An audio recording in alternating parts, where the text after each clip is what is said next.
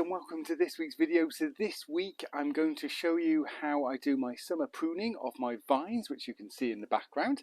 But before we do that, I've noticed that I've got a whole load of cherries that are ready, so I need to get up and pick them.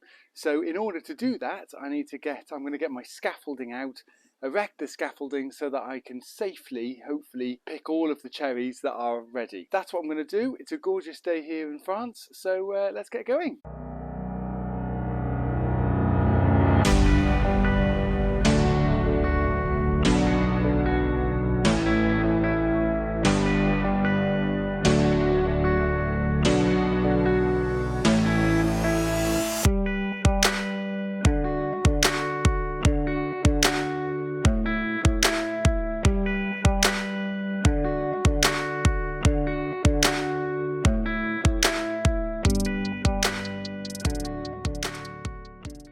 So we've got the scaffolding up, but as you probably noticed in the video there, in the time-lapse video, I built it and then had to redo it, and it's because there's two size poles, a long pole and a short pole, and that was my mistake for not checking which ones I had and which ones I needed. So I used the short pole, realised it wasn't the right size, and then had to put the long poles in. But we're here, so I'm going to get a basket and start filling it with some juicy cherries. So here I am at the top of the cherry tree, and as you can see, there's lots of cherries here. Some are riper than others, so I'm just going to try and pick the ones that are the ripest at the moment. The weather forecast is for some gorgeous sunshine over the next few days, which will hopefully ripen these even more. So I'm going to leave this out so I can just come up and pick some. Unfortunately, you may have noticed that half of the cherry tree here seems to have died. A couple of years ago it just didn't grow, and then ever since it's just dead. So I think after this year I'm probably going to have to cut some of this back, but I don't quite understand why half the trees died and the other half hasn't. So if any of you know, please do comment below, because I'd be interested to know, one, why it's done it, and two, what I can do to stop the other half from dying, because these cherries, when they're ripe, are absolutely gorgeous. So cheers.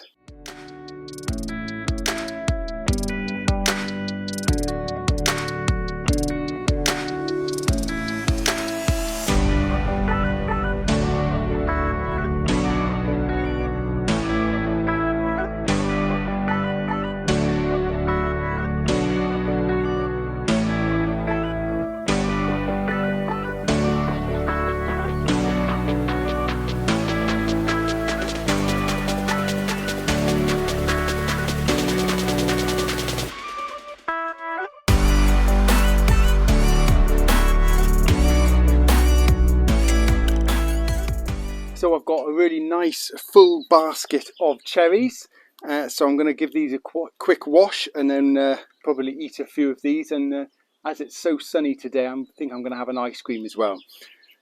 But that's the cherries picked for today, and the next thing I'm going to do is prune our vines.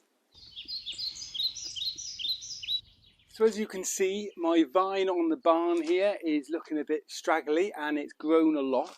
But what's more important is if I go underneath here, you'll be able to see that it started to grow bunches of grapes, which is fantastic to see.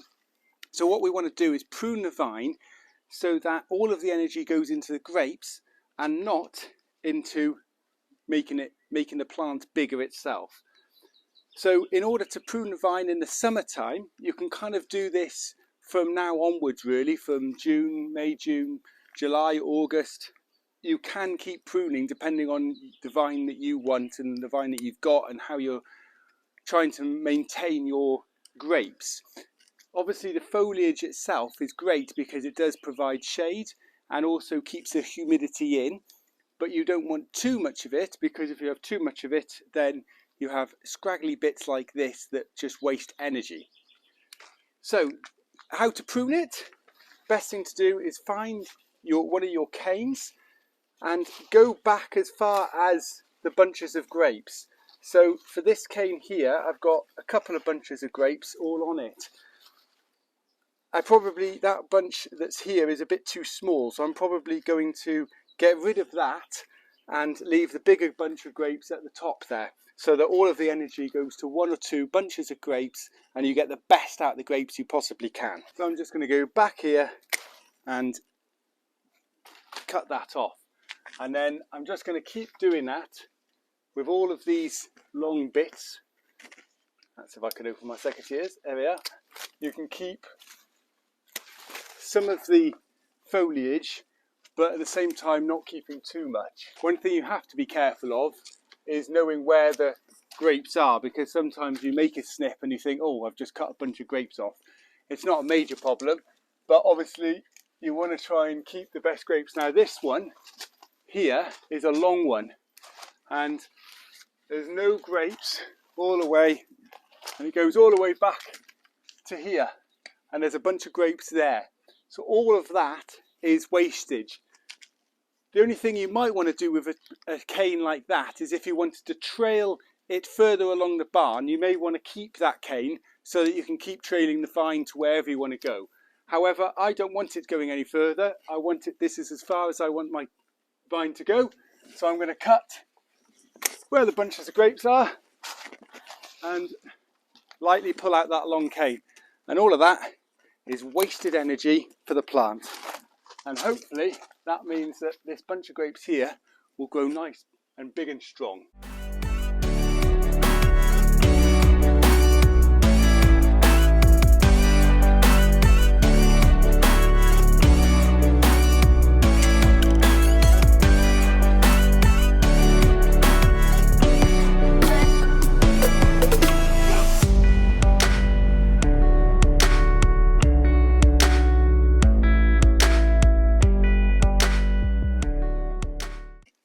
So there we are. I've now pruned the vine, as you can see, so it looks a little bit neater, but it also exposes the grapes to the sun so they can ripen a bit better. Unfortunately, I've made a mess here now, so that's my next job. Clear all of this up. Good job done.